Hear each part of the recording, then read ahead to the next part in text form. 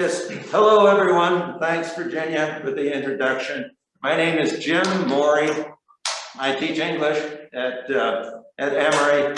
I've been a member here at St. Bart's for, oh my goodness, about 25 years. But thanks to everyone for coming. I want to explain where this presentation came from, how it originated. I think it was, I looked this up, now I've forgotten, but it was, I think 3 summers ago, Mother Angela led a reading group to read James Cone's The Cross and the Lynching Tree. That was a book by James Cone that he published in 2011. And in that book, he quotes some poetry by James Weldon Johnson, who I'm sure is well known to many of you. I'll say more about Johnson in a moment. But there was some language in the Johnson poems that Cone was quoting that reminded me of the same kind of language and imagery and affect that one sees in many Middle English lyrics from the 13th and 14th centuries. Now we'll get to those at the end. Because first, I just want to say a few words about Johnson and then get into the poetry itself as quoted by Cone and then as written by Johnson. I'm sure you all know Johnson primarily as the author of the magnificent Black national anthem, Lift Every Voice and Sing. It is number 599 in our hymnal. I don't ever remember singing this growing up. I've grown up in the Episcopal Church. I want to find an older copy of the hymnal. Does anyone know if it was in the hymnal before 82? Yeah, I didn't think it was. So in 1982, in the hymnal we use now, here it is. Johnson wrote this with his brother. So whenever I sing a hymn, I love to look at the authors and the date. Who wrote the words? Who wrote the music? That is something I miss in our printed orders of service these days. Who wrote this? When was it composed? And so on. The first time I encountered this hymn was in St. Bart's. I don't remember the particular service, but I thought, what a magnificent, stirring melody. And then I started paying attention to the words. And they just completely knocked me flat, especially a portion of the second verse. Have not our weary feet come to the place for which our parents sighed? We have come over a way that with tears has been watered. We have come treading our path through the blood of the slaughtered. And I couldn't sing anymore. It still has a profound emotional effect on me. All right. Let's, oh, here, Charlie, if you can get the handout going, and everyone in the room has a copy. I just have a few pages from, here, Grace, yeah, there we go, another copy. A few pages from a book that James Cone published, there it is, yes. 1972, the Seabury Press, on the spirituals and the blues. Now, there's a lot I do not know about the spirituals and the blues. I am a medievalist, and I almost no musical background. But if you'd, here, let's turn to the next page. We won't have time to go through everything. There they are. You can see Cone's very acute commentary about how slaves during slavery times used the spirituals as sources of comfort, as a kind of explanation for why they are suffering and how that suffering can be ameliorated and worked through, because they saw their suffering in the suffering of Christ. You see that there on page 52, that first long spiritual. And the point here for me is that it is very graphic. This is the point of affective spirituality. That's affect with an A, meaning how does something affect you? How does it make you feel? And the point of affective spirituality is to have this physical, emotional, and intellectual experience all at once. And again, you just look at the language here of whipping him up the hill, the thorny crown, the nails of the cross, piercing him in the side. Something I find remarkable here is how close to the gospel account these spirituals are. I mean, they pay particular attention to what are called the instruments of the passion: the crown, the spear, the nails, the sponge on the rod used to administer the vinegar to Christ's mouth. That's all in these spirituals. So on the next page, 53, just take a quick look. Again, it's very visual with the nails, the crown of thorns. See my Jesus hanging high, there in the middle of page 53. He looks so pale and bleeds so free. Oh, don't you think it was a shame? He hung 3 hours in dreadful pain. And below that, we have this series of rhetorical questions. Were you there when they crucified my Lord? Were you there when they crucified my Lord? Were you there when they nailed him to the tree? And again, the point is that you're supposed to be there. And in fact, the answer to these questions is, I am there. This is my experience too. All right, so let's keep moving through some of these. On page 54, if we could advance to that next section. Here we get some different sentiments, and it's what Cohn identifies as this positive eschatology, that there's a way out of the suffering. And of course, this is the Easter message. He arose from the dead, and the Lord shall bear my spirit home. And then in the next spiritual verse, weep no more, Martha, weep no more, Mary. Jesus ride from the dead, happy morning. And this is a sentiment we largely don't find in the medieval tradition, this kind of triumphalism. If you find it, it is more militaristic or almost Germanic heroic. There's a famous poem in Old English called The Dream of the Rood, which is based on the Crucifixion. It's a magnificent poem. But in that poem, Jesus Christ mounts the cross like a warrior, and the cross becomes his steed, his horse, in which he does battle with the devil.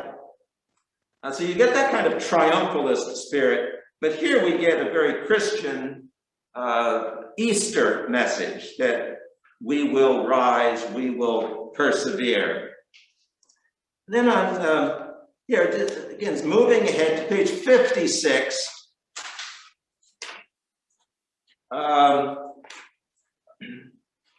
Here, again, this is the sort of the triumphant language. Jesus, when he comes, he's coming anyway. We won't die anymore.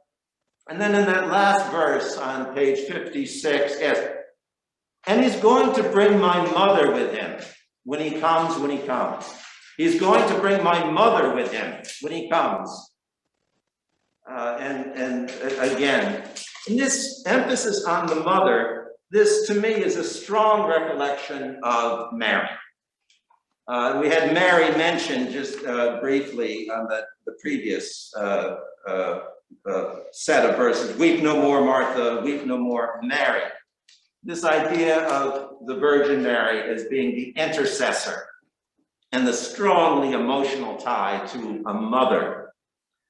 All right, so there's Cohn using the spirituals to explain the experience of slaves, their suffering and their hope for redemption. Let's move on to Johnson. Here we can again advance to the next. There it is, God's Trombones. This is another book by James Weldon Johnson, God's Trombones, 7 Negro Sermons in Verse. It's 1927. And so moving on to his sermon on the crucifixion. If we could advance to the language itself. There we are. Again, we don't have time to read every word in here, but what impresses me is how closely Johnson adheres to the gospel account.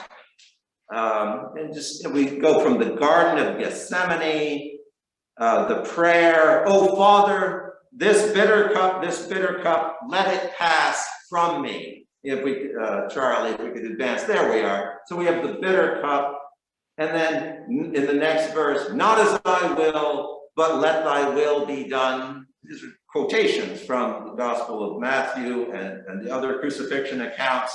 Here comes Judas, with a very interesting moment, God, why don't you do something? Why don't you strike him down? Why don't you summon your legions of angels? And of course, that would defeat the whole purpose. Jesus must die. And so there's Judas in the next stanza. There's Pilate.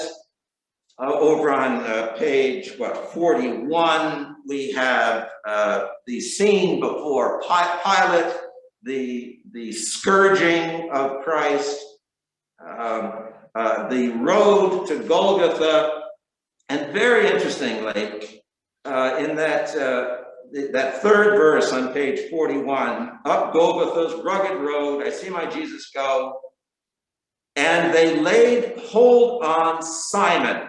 Black Simon. Yes, Black Simon. They put the cross on Simon, and Simon bore the cross. And that took me back for a moment. I thought, well, I don't remember that from the Gospels. But of course, he's Simon of Cyrene. I had to look up Cyrene. It's in Libya. And of course, there's every chance that Simon could have been a dark-skinned individual. Clearly Jewish, and he does show up in other moments. He's the Gospel of Mark talks about his sons, Alexander and Rufus. But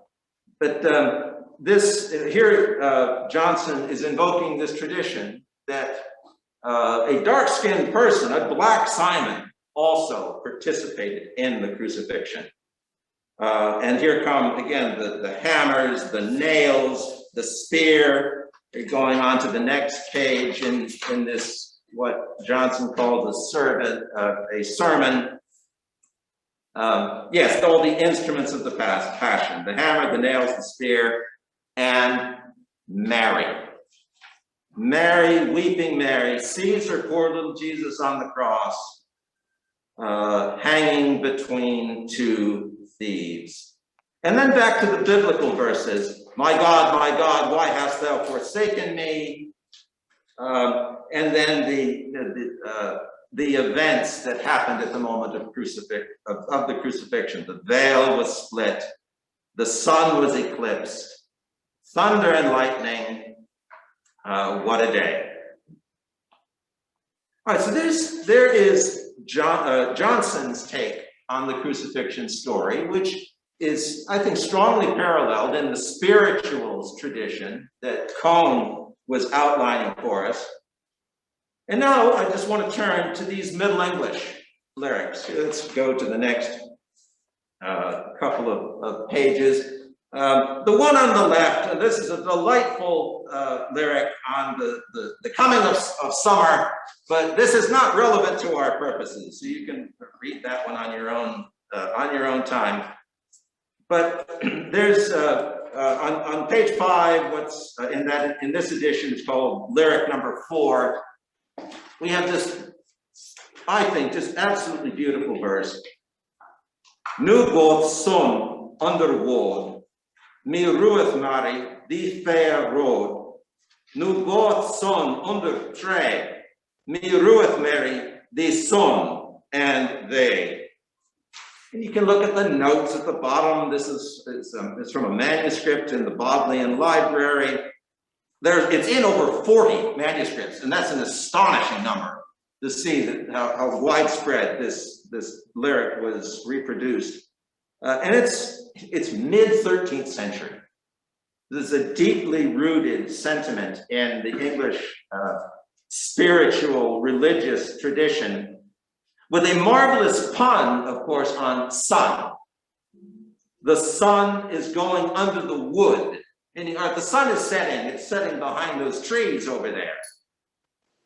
I rue, I pity Mary, thy fair face. Now goes the sun under the tree. I rue, I pity Mary, thy son and thee. And of course, Christ is going under the tree.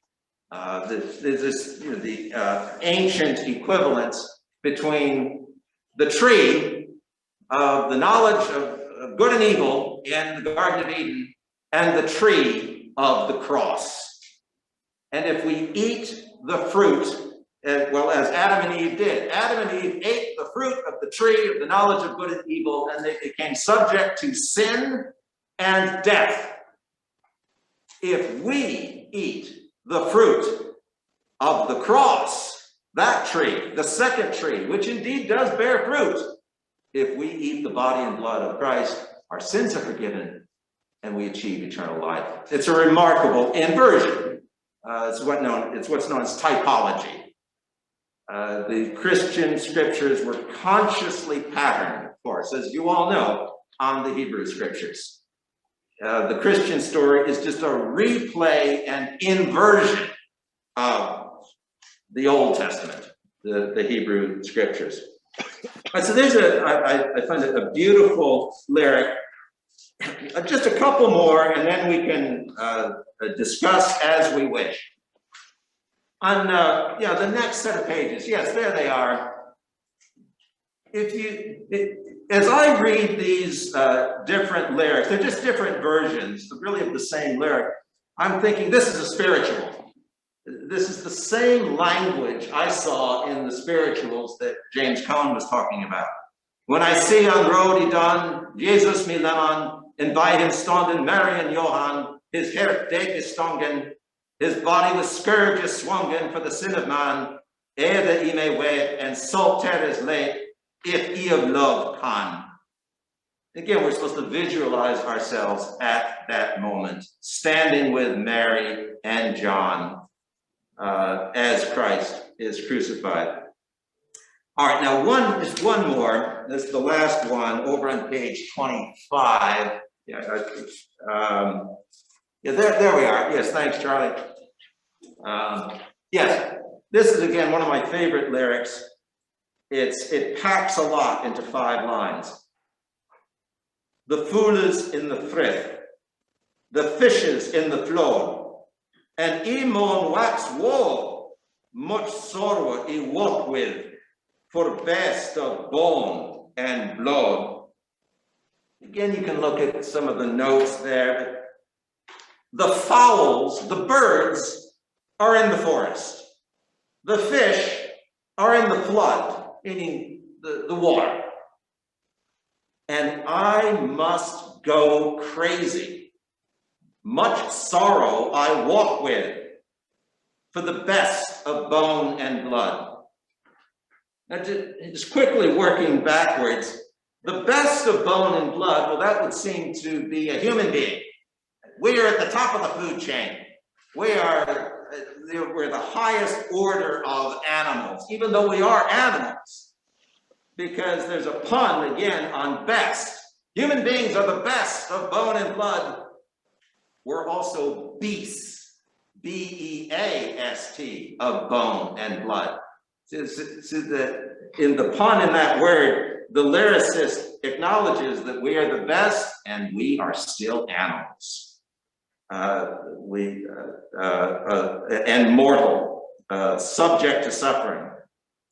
All right, so here I want to just ask one question to get us started. look at those, the first two lines. The fools in the frith, the birds in the forest, the fish in the water. Does that remind anyone of another gospel verse? The birds in the forest, the fish in the water. Foxes in the den. Yes. What is it, Catherine? The fox in his den. Everyone has a place except for Yes. The foxes have holes, and the birds have nests, but the Son of Man has nowhere to lay his head. And this is, again, an old idea that human beings don't fit in creation. I mean, we don't really belong here because we have to wear clothes and we have to get a job and we have to take out loans. And this is right. We have to shop for food. We can't even grow our own. I mean, how would, if we were fish or birds or animals, we would be done for. And the logic of that is that we are not meant for this world. We are meant for another world. We are meant for the world beyond, in heaven. But in invoking that verse, that the natural world is in perfect order, but human beings don't belong. We don't fit. We are in disorder. Well, that is, of course, because of the original sin. We are broken. We do not fit, and we have to seek redemption. Redemption through Christ. All right, well, that's all I really wanted to say. Yes, I hope that didn't take too long. You get some hint at what the Middle English lyrics are like. There are hundreds of these things. Hundreds and hundreds. They're not widely read, which is quite unfortunate. The language is a little difficult, but with a few glosses, it's really quite easy. But that's all I have to say. So any other reactions and impressions from any of this material? Angela? A question of you in terms of the context in which the Middle English was written, in terms of what was going on in the locations for this author. I'm curious about that. That's sort of the $1 million question. Almost all Middle English lyrics are anonymous. We have no named authors. We have a few. We have a couple, Friar Audeley and William Herbert. There are a few. But most of these lyrics will either be found in the margin of something else, a collection of sermons or a gospel commentary, and then someone will write in the margin of these lyrics, and they've been recovered and been edited and published. We also have manuscripts which are anthologies of lyrics. Is this the stuff from Someone went to the trouble of Hebrew? gathering all these lyrics, having them collected. To me, this is another parallel between the lyric tradition and spirituals. If I were to ask any of you, who wrote that spiritual? Nobody wrote it. This is a product of the collective unconscious. This has been passed down through the ages and sung by generation after generation. And to me, that's part of its power. That it is divorced from the product of any individual imagination. When I was in graduate school, they made a big deal of literary theory was a big deal when I was in graduate school, and I thought it was a complete waste of time. I still do. And some literary theorists made their reputation by claiming the death of the author.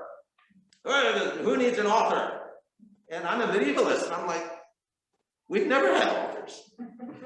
Of course the authors did, unknown to us. And these are products of a human imagination.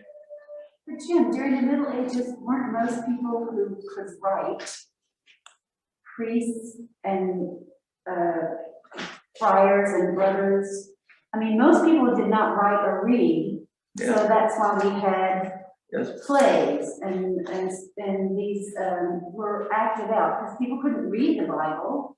Yes. So that's where the tradition of doing biblical plays or plays about God and creation to bring us to communities. And the people who could write were the people who were in monasteries. Yes. And that's how, and some of these may have come, I would think, from like the plain chant that they did for song. Do you think some of these were sung? Oh, indeed. Yes. Oh, and well, here I can actually recover, say just a word about that first lyric that I told you to ignore. Summer is a coming in. We have music. This is one of the earliest notated musical forms. I have to get Stephen in here to tell us all about it because I can't read it. But we have manuscripts of this lyric with, a staff and notes. All lyrics are meant to be sung. And I've not been doing justice to them. The question of literacy, and that's absolutely right. Literacy was restricted to monasteries and to monks and priests. Although, And ultra rich people. and yes, richer people. But more and more work has been done in the last 20, 25 years to document that literacy was probably more widespread than we realize. Because this is such a useful technology. Businessmen need this to conduct your business, a trade or anything. And we have evidence of not just manuscripts, but wooden tablets and wax tablets. And this was happening. And of course, there's the memory of medieval people was much, much better than ours. They could remember this stuff because they couldn't write it down as easily as we can. One of the miracles of a lot of medieval literature is that it was written down at all. A standard example I like to give is a poem like Beowulf, which was almost certainly written in a monastery by a monk. And it's like, what are you doing? I mean, did he have to hide this manuscript when the abbot came into the scriptorium? Oh, here comes the abbot. Don't let him see what you're copying. Probably not. They had a very liberal view of what counted as valuable. And they could see value in all kinds of writing. Lyrics, plays, Germanic epics. The real irony of, I'm sorry, I'm going on Beowulf, but the bittersweet irony of the scribe of the Beowulf manuscript is that he knows that these people are his ancestors and they're all damned. He would know that they did not know Christ.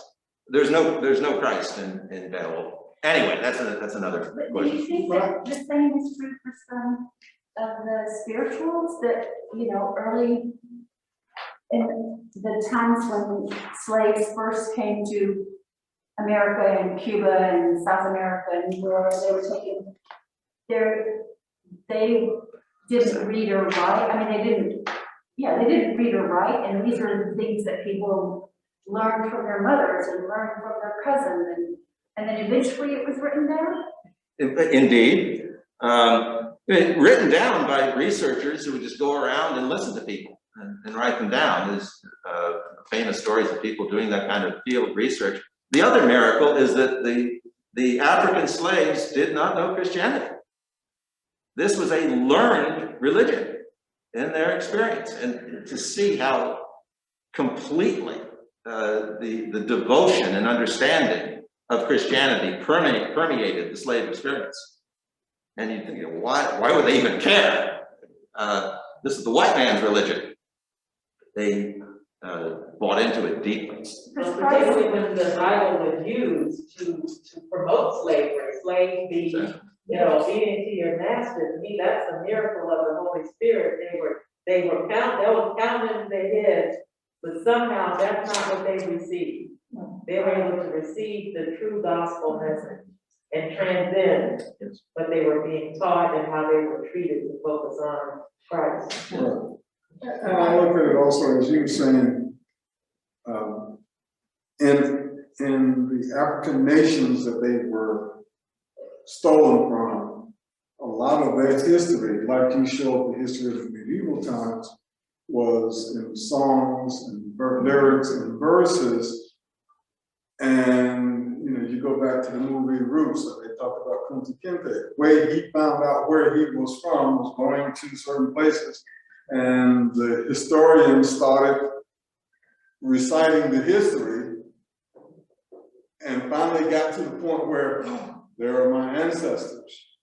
And the same thing is true here. A lot of these songs were the way in which people who could not read and write the way we do today were taught all of that. And the memories, like you said, was so much better. I mean, I remember, my grandmother and some of those, they could remember stuff that was, ungodly that they could remember.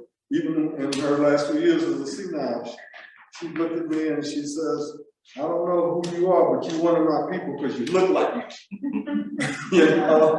And so it's that kind of thing. And that's where a lot of this came from. It's the same, whether you're talking about from Europe or whether you're talking about from Africa, the way in which these lyrics infuse themselves in the life of the people to help them transcend and move forward are pretty much the same. Also, a lot of the Negro spirituals that we talk about today were used as ways of communication.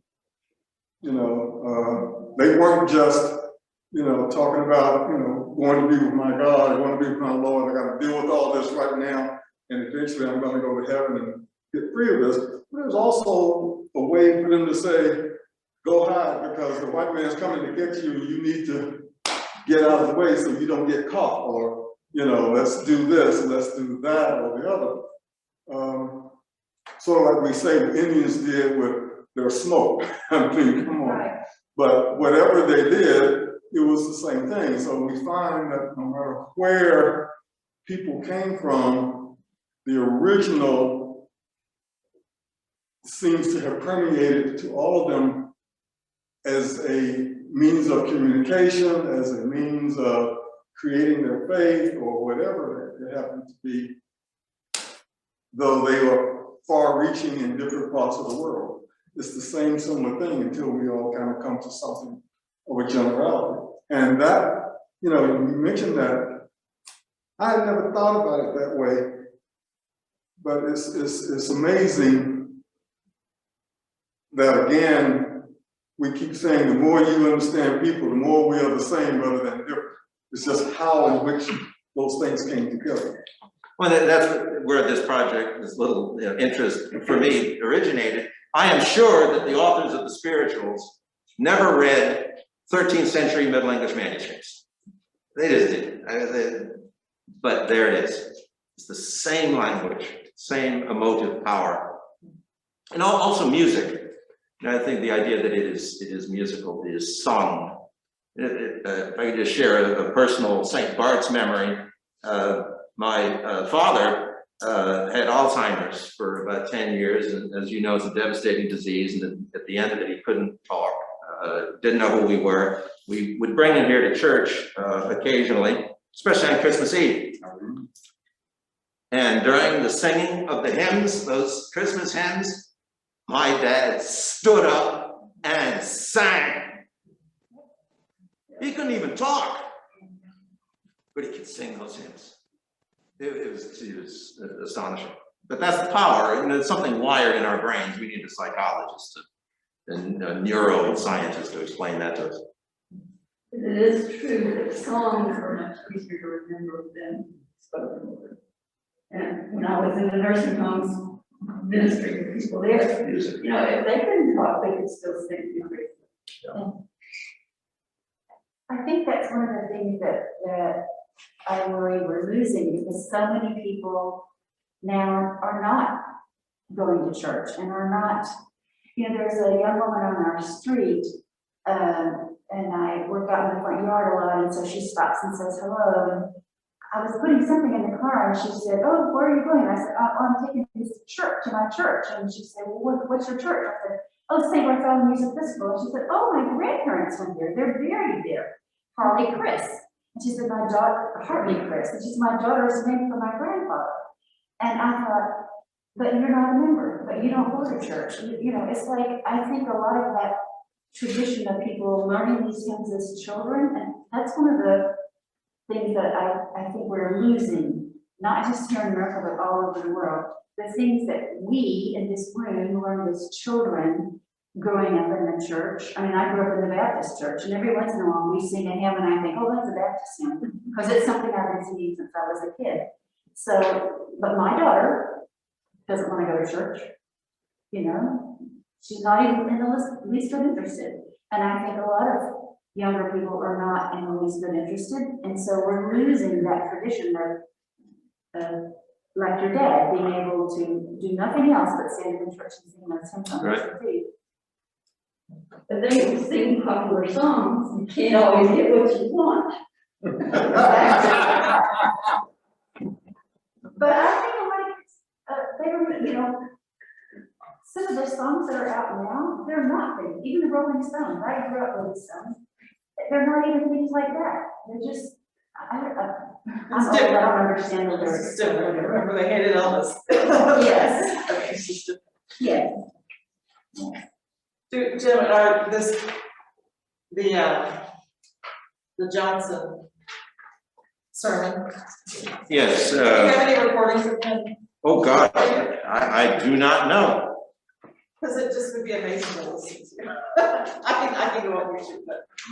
And this is, in this book, God's Trombones, as you can tell from the title, there are 7 of these things, and they're all based, I think it begins with the creation. And you know, here we are at the crucifixion, and he has one on the resurrection, and he moves through the points of biblical history and writes these really magnificent, what he calls sermons, a verse sermon. Well, when I was in college at Morehouse, I was a member of the college glee club. And we sung a lot of these hymns as you're talking about. And it, especially with James Weldon Johnson, he was one of the primary people. And because I grew up in the Presbyterian church and not the Baptist church, I didn't know the hymns in the same way. I ended up learning a lot of them, and like you, began to learn what they meant and how they affected people who were in slavery and helped them to endure and overcome the vagaries that they had to deal with. You know, one of the big ones I remember is, you know, sooner we'll be done with the troubles of the world, going home to live with God. And what that really meant. How they accepted, I got to endure this, but I'm not going to have to do that for the rest of my life. At some point in time, I'm going to transcend and go be. And then other hymns that talk about overcoming. And like you said, the Lift Every Voice hymn, which is considered called the Negro National Anthem, really listen to the words or read the words and understand what it says, it can make you cry. It can really humble you because of the fact that it's, again, talking about long when my ancestors died and what they had to go through to be where we were in 20s, 30s, 40s, 50s, 60s, and even today. Like you talked about, I do hate that a lot of our young people, especially African American young people, it really bothers me that we, I guess, as old African Americans and others, have not done the job we should have done of helping them to understand from whence we came and what the people before them had to go through.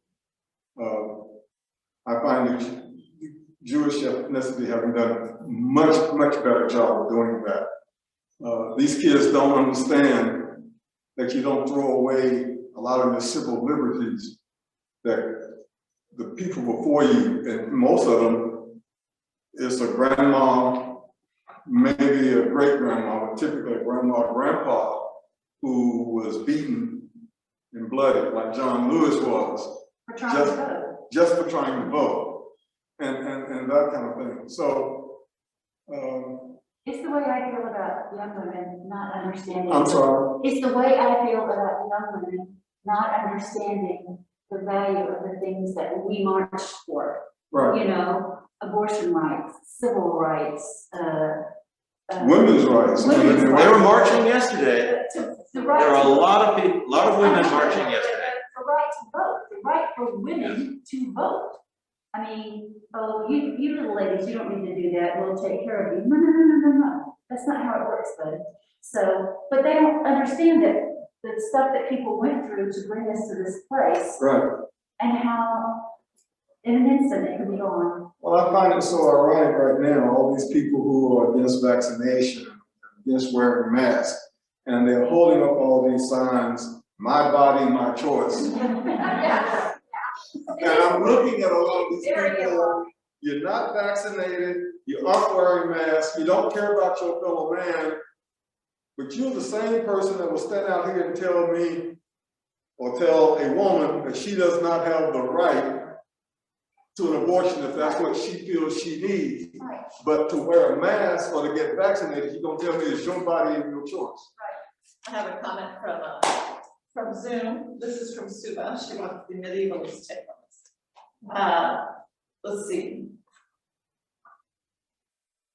The word of Jesus was actually in Africa well before slavery. They already had a tradition in many cases. Kambanguism and the stories of the Black Jesus were present in Congo, for example, by the time the Portuguese got there in the mid-15th century. And she says she'd be interested in a medievalist take on this if you happen to know anything. Then, Sue, that is news to me. I am not aware of the degree to which Africans in the Congo or anywhere else on the continent were evangelized, except for Ethiopia. Ethiopia is the famous example, Northern Africa, but the subcontinent, I am not aware the degree to which they were evangelized. The Greek, that was what? Evangelized. Oh, yes. Can I make a comment? I'm from Guyana, South America. My maternal great-grandfather and the people in the village in which I grew up came from the Congo. My maternal grandfather was a spiritual leader. I'm not sure how much he knew about Jesus, but he knew about the Almighty God. And he led his people based on that. He never attended church, but he didn't prevent his people from going to church. So I am in support of whatever the commentary. These people came knowing about an Almighty God. A God that was so powerful to them that my grandfather was able to lead them based on that level of spirituality. I understand that he was so deep into the spirituality that in his praying he led people. Okay, so I don't know all these that something you said earlier. I grew up knowing that Simon of Cyrene is black. I also grew up knowing that Peter was black. That's the thing I grew up on. In my village, and like I said, my people came from at least half of them. Wow. And then I'm 75, so this is not something I just heard. Well, that is actually one of the lessons that medievalists and a lot of other scholars have learned in the past 20 or 30 years. The world was much more connected in the ancient world, the classical world, the Dark Ages. People traveled, they communicated, they had a lot of intercultural contact, much more than we realized. Even Chaucer's wife of Bath has been to Jerusalem 3 times. That may be a hyperbolic statement, but the idea of someone going to Jerusalem is possible. Of course it happened. I have another student, she's responding. She says, what you're saying about Guyana, that people did, there was literature from the Middle Ages from Africa demonstrating that they knew this. And in the Congo, there was a belief that Jesus was in fact black. That Jesus was. Black. Black, Yes. Yes, oh, indeed, yes. as a matter of fact, that's what I grew up on. We had in the Anglican church, the stained glass lantern was a white Jesus. But we grew up knowing that Jesus was black, and pay no mind to that. It's marketing. It's just marketing. Yes, we know that it's black. So, and then too, there was a religion that formed out of its own, it's indigenous only to my country, that they're called the Jordanites. This was black people. They wore, those huge turbans and the sheep there. And they had their own, they focused mostly on the Maccabees version of the Bible. And the foundation of their religion was that Jesus, this whole thing was black people were eliminated and they were recovering that, and they were focusing on the fact that Jesus was black. And everything that we read in the Bible, they managed to read that. They managed to read black, the historical blackness into the Bible. So they will find all the places that they went, the travels in the New and Old Testament that had black people in it. Unfortunately, we knew about them, they came to our home, but we didn't have a chance to learn as much because, we Anglicans consider ourselves to have a Well, all this means is that Suba has to give the next presentation. All right, I think we're out of time and we have church, so thank you, everyone.